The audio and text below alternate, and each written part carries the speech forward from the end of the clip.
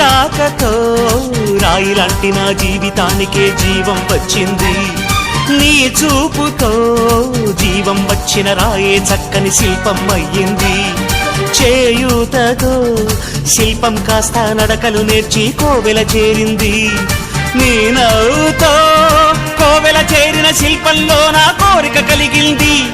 ఆ కోరికేమిటో చెప్పని నన్ను వీడి నువ్వు వెళ్ళొద్దని, మళ్ళీ రాయిని చెయ్యొద్దని. రపరప్పపారప్పారప రపరప్పపారప్ప రపరప్పపారపపారపరపరపరపరపర గమ గమ హంగామ మనమే హాయి చిరునామా పాత బాధ గదిని ఖాళీ చేద్దామా.